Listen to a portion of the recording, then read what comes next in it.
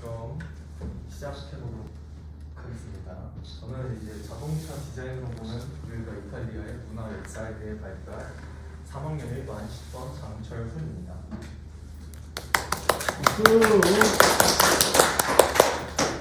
그래서 이 자동차 디자인이라는 거는 자동차를 예쁘게 만드는 것뿐만 아니라 이제 그 나라의 문화나 살짝 정신 같은 거를 함축하고 있어야 좋은 디자인이라고 이제 평가를 받는데요.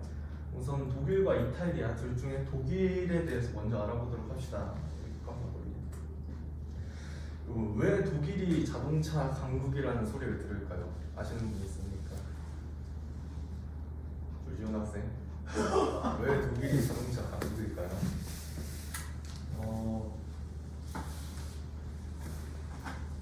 디자인 예뻐서. 뭐 그런 것도 있죠. 근데 이게 독일이 우리 일반적인 사람들한테 자동차 강국이라는 인식이 강해지게 된 거는 이 원피스 3대장 마냥 독일 자동차 3대장이 있기 때문인데요. 바로 우리가 독일 3사라고 흔히 부르죠. 근데 저는 이 중에서 가장 독일스럽고 독일을 표현하기 좋은 자동차 브랜드는 그 중에서도 메르세데스라고 생각하거든요. 우리나라에서 벤츠라고 부르죠. 그러면 이제 그 벤츠를 통해서 독일의 역사를 알아볼 건데 그 중에서도 황금의 20년대, 골디나 주완즈거라고 불리는 시대에 대해서 알아볼 거예요. 근데 이런 이제 그 어떤 특정 나라의 문화를 알려면은 벤츠에서도 여러 가지 자동차가 있잖아요. 뭐 C클래스, E클래스, S클래스.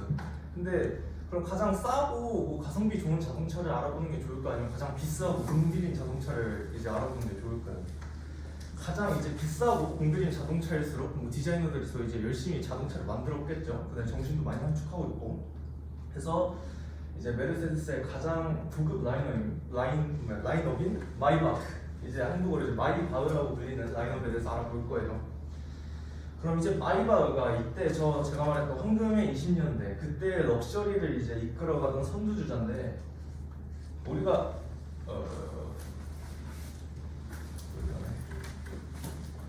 럭셔리라고 하면은 이제 사전적 의미로 호화로움과 사치라는 말인데 우리가 럭셔리라는 말을 들으면은 이제 어떤 특정 나라나 특정 세대를 떠올리게 돼요. 영국의 럭셔리라고 하면 이제 빅토리아 시대의 젠틀맨스 클럽을 생각하게 되고요. 프랑스의 럭셔리라고 하면 루이 14세 시대의 베르사유, 그다음에 1920년대 아르데코 시대를 생각하기도 해요. 근데 우리가 독일의 럭셔리라고 하면 막 와닿지 않거든요. 근데 이제 1920년대 독일 럭셔리라고 하면 바이마르 럭셔리, 그러니까 이제 바이마르 공화국 때 럭셔리를 이제 흔히들 떠올리곤 해요. 그럼 아니 아저씨야 마이바흐가 어떻게 생겼는데? 그래서 이 마이바흐라는 자동차를 보면 이렇게 생겼어요. S클래스랑 좀 비슷하게 생겼죠. 근데 엄청 고급스럽고 굉장히 커요 자동차가. 근데 우리가 이 자동차를 딱 처음 봤을 때 그냥 외관상으로 봤을 때 일반적인 자동차랑 차이점이 뭐가 있을까요? 자, 윤어진 학생. 차이점이 뭐가 있을까요? 앞에 부분이 좀 다른, 휠도 좀 다른 것 같아요. 네, 휠도 다르고 그 다음에 앞에 부분이 좀 연습이랑 그 다음에 투톤. 네, 그죠? 투톤 디자인이에요. 저 본네트가 색깔이 달라요. 요즘은 이제 좀 한 색깔도 통일해서 나오지만 저 때는 이제 저 마이바흐 같은 경우는 투톤이 나왔거든요. 이게 좀 호불호가 갈리기도 해요. 그래서 이런 투톤 디자인이 왜 나왔냐? 이게 크림 앤 블랙 색상인데 이게 살짝 마이바흐의 상징 같은 건데 방금 전에 그럼 1920년대 럭셔리 이끌어가던 마이바흐의 두 가지 모델이 있어요. 하나는 왼쪽에 있는 마이바흐 W3라는 모델이고 오른쪽엔 마이바흐 제페린이라는 모델인데 옛날에 자동차를 보면은 이쪽 이 엔진통과 이쪽에 휠베이스 부분이 완전 두 개가 다른 부품이거든요. 그래서 공정에서 만들 때도 서로 이제 매치가 안 되니까 완전 다른 부품이다 보니까 색깔이 다르게 칠해지는 경우가 많았어요. 그래서 이제 대부분의 옛날 자동차들은 이렇게 색깔이 투톤으로 되어 있는 경우가 많았고 그때를 이제 상징한다고 볼 수 있죠. 그다음 우리가 이제 바이마르 럭셔리 해서 바이마르 시대를 이제 생각해 보면은 1972년에 개봉한 이제 카바레라는 영화에서 그런 바이마르 시대를 잘 표현하고 있는데 이게 살짝 그 베를린에서 이제 발달한 이제 데케단트한 이제 클럽 문화 그런 것들을 이제 좀 적나라하게 표현하는 영화거든요. 그래서 그런 걸 봤을 때 이제 뭐 저런 색깔이 이제 독일의 이런 사교계 턱시도를 이제 떠올리게 한다는 이제 이야기도 있고요. 근데 그때 당시 일어났던 독일어권에서 일어났던 이제 예술적 움직임이 있어요. 비엔나 버크스타트라는 이제 뭐 저런 뜻인데 이제 독일어권에서는 W가 V 발음이 나기 때문에 이제 저 로고가 있어요. 이 예술 운동에 로고가 있는데 바로 이 W 두 개를 붙여놓은 거거든요. 근데 저 로고를 그대로 뒤집으면 마이바흐의 로고가 굉장히 비슷하다는 걸 알 수 있어요. 그래서 이제 로고와 투톤 디자인만 봐도 이제 그때 1920년대의 느낌이 물씬 난다. 근데 제가 방금 전에 황금 20년대라고 그랬잖아요. 말 그대로 엄청난 문화 부흥기거든요. 근데 이게 참 아이러니해요. 독일이 1차 세계대전에서 1918년도에 패전을 했어요. 근데 얘네들이 전쟁에서 져갖고 뭐 핵가닥 해갖고 우리가 딱 그냥 놀자 해서 놓은 게 아니란 말이죠. 그러니까 굉장히 암울했던 시기인데 왜 그렇게 황금기를 맞았냐? 1918년대까지 이제 독일 제국이 이제 통치를 했었거든요. 근데 이제 그때 패전을 하고 이제 1918년에서 이제 독일 제국이 망하고 이제 바이마르 공화국이 선포가 돼요. 그러면서 이제 사람들이 막 이제 자유가 좀 생기고 놀려는 분위기가 이제 폭발하다 보니까 이제 이렇게 문화 분위기를 맞게 된 거고, 이때 막 사람들이 막 놀아요. 엄청 노는데, 그래서 그때 베를린의 광기를 표현한 알프레드 도블린의 이제 베를린 알렉산더 플라츠 같은 소설들이 있죠. 그 다음에 이때 당시에 이제 뭐 그로츠 같은 이제 화가들이 강렬한 색상으로 이제 사회적 문제나 그런 뭐 사회 문제 같은 거를 이제 풍자한 그림도 막 유행하기 시작했고요. 그 다음에 우리가 이제 독일의 미학이라고 하면 바로 떠오르는 말이 바우하우스거든요. 아름다움은 기능을 따라간다. 그러니까 form follows function이라는 이제 표어를 가지고 있는 예술 운동 같은 건데, 이제 대표적인 이제 바우하우스가 이제 적용된 건축물이 바로 이 건물인데, 그러니까 뭐 기능성과 예술성을 접목했다는 건데, 그러니까 옛날에는 철근으로 만들어진 구조물이 있으면 막 그게 보기 싫다고 막 위에다 막 덮어 씌우고 막 그렇게 가렸는데, 이제 바우하우스에서는 야, 저 철근이 건물을 지탱하고 있는 게 얼마나 아름답냐, 저부터 다 보여줘야 된다. 그래서 이제 이런 철근들도 다 바깥에 삐져나와 있고, 이제 거기서 이제 대표했던 두 명의 인물들이 있고 그 다음에 우리나라에도 이런 바우하우스가 적용된 건물이 있습니다.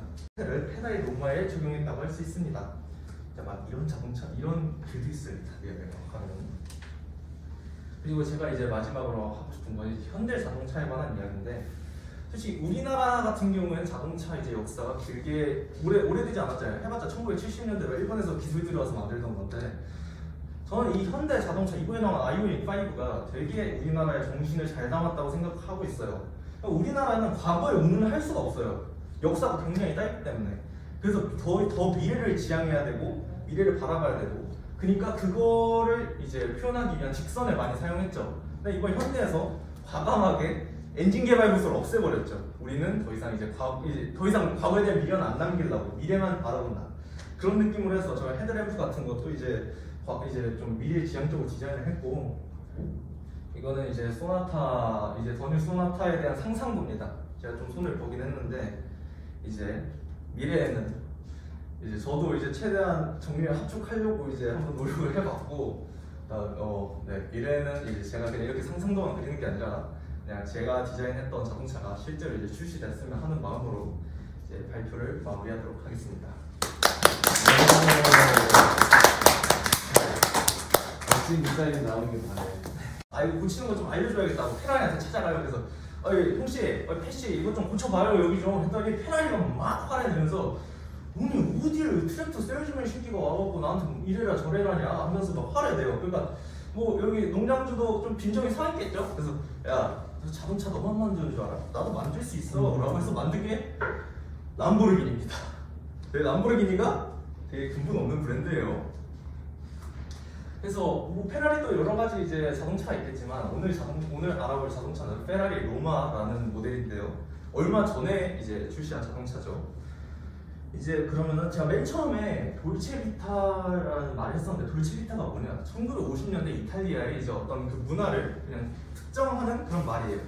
근데 이때 당시에 산업 디자인에서 어떤 이제 큰 바람이 불어오고 있었는데, 그게 바로 푸투리스모라는 이제 예술 운동이에요. 이게 산업 디자인과 큰 이제 그 연관이 있는데, 뭐 이런 이제 예술가들이 이런 작품을 내놓기도 하고. 근데 이게 왜 이탈리아에서 이제 특정이 됐냐? 원래 이탈리아는 로마의 이제 자, 이탈리아 사람들도 우리는 로마의 후손이다.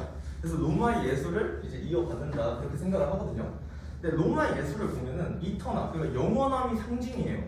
뭐 하나를 뭐 콜로세움이나 이런 개선문을 봐도 진짜 안 넘질 것처럼 이제 막 딱딱하게 짓고 그런데 막 그때 저 이제 돌시비타 시대의 이제 젊은 예술가들 봤을 때 야 니들이 그렇게 예술을 하니까 우리 이탈리아가 정체된 거 아니냐 꼰대들아 하면서 이제 뭘 하나 만들더라도 앞으로 움직이는 거 같고 글씨를 쓰더라도 조각을 하더라도 그림을 그리더라도 뭔가 앞으로 전진하고 이제 뭐 움직이는 것처럼 그리는 게 이제 그런 푸투리스모의 이제 철학이 됩니다.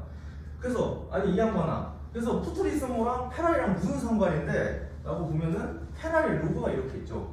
근데 이 페라리의 로고는 이렇게 돼 있습니다. 그러니까 저 F 부분이 앞으로 나아가는 것처럼 푸투리스모가 적용됐다고 할 수 있죠. 그 다음에 이제 사실 이탈리아가 이제 세계대전을 할 때 독일과 이제 동맹을 맺었었죠. 근데 뭐 말만 동맹이지 그냥 거의 이제 뭐라 그래야지 복속국 같은 느낌이었단 말이에요.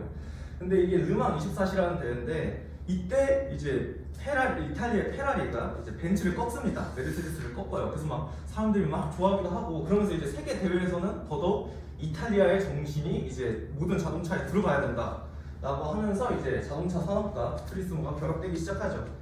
그러면서 이제 이때 우리가 알고 있는 이탈리아 고급 브랜드들이 막 태어나기 시작해요. 베스파라든지 뭐 람브레티, 그다음에 발렌티노 같은 뭐 이제 브랜드도 여기서 나오게 되고요. 이건 방금 말한 페라리 로마의 엔진 내부인데 이것도 하나의 바우하우스, 제가 독일에서 이제 설명했던 바우하우스의 하나의 예라고 할 수 있죠. 이런 내부의 파이프도 예쁘게 만들면 예쁘다. 그래서 뭐 이제 대칭으로 만들고 그런 것도 하나하나 내부라도 하나하나 이제 정교하게 만드는 게 이제 적용된다고 볼 수 있죠. 뭐 라인 같은 것도 앞에 이렇게 한 번 꺾이고 두 번 꺾여요. 뒤에도 한 번, 두 번 꺾이는데 그런 것도 이제 푸투리스모의 예라고 할 수 있고 이제 이게 페라리 로마의 사이드 뷰입니다. 이제 그 다음에 잘 기억해 주시고 이게 BMW M3라고 하는 모델의 사이드 뷰예요. 어떤 차이점이 있을까요? 요거랑 요거랑 요거랑 요거랑 요거랑 요거랑 요거랑 자, 김정민 학생 무슨 차이점이 있을까요? 맞아요. 낮은 거 말고 형태적으로 약간 수평으로 돼 있어요. 좀 더 이렇게 각도가 맞아요. 각도 이제 이렇게 보면은 이제 확실히 알 수 있는데 이 트렁크 부분이 여기가 이 친구 같은 경우에는 이렇게 떨어지고 이 친구가 한번 툭툭 꺾이죠. 이러한 자동차들을 GT카. 근데 이 뜻을 잘 모르는 친구들이 많아요. 그냥 자동차 이름 뒤에 뭐 더 붙으면 좋은 거지 라고 생각하는 분들이 있는데 이거는 그란 투리스모라는 뜻입니다. 영어로 그랜드 투어러죠. 그래서 이제 큰 여행을 하기 위한 자동차예요. 그랜드 투리스모. 근데 도대체 저게 이거 뒤에 이렇게 된다고 해서 여행하는데 뭐가 더 좋냐 하면은 이 트렁크가 넓어지기 때문에 짐을 더 실을 수 있거든요. 근데 아니 그러면 짐 더 실을 거면 그냥 벤 타고 다니지 뭐하러 저런 차 타고 다니냐? 그게 이유가 있습니다. 1950년대 이탈리아에 이제 막 국도가 깔리기 시작해요. 근데 그때 막 기술도 부족하고 그냥 원래 있던 흙길에다가 그대로 깐 거거든요, 도로를. 그러니까 이제 막 산길이 원래 있었으면 그냥 거기다 그대로 깔았으니까 그 산길 따라서 구불 거려요, 국도가. 그래서 이탈리아 가면 막 되게 막 성등성이 타고 그런 길들 많은데 이런 길들을 짐을 싣고 빠른 코너링으로 즐길 수 있는, 그러니까 말 그대로 자동차를 타는 그 자체에 대한 즐거움을 주기 위한 자동차가 그란 투리스모라는 거예요. 그래서 그때부터 이탈리아 자동차의 한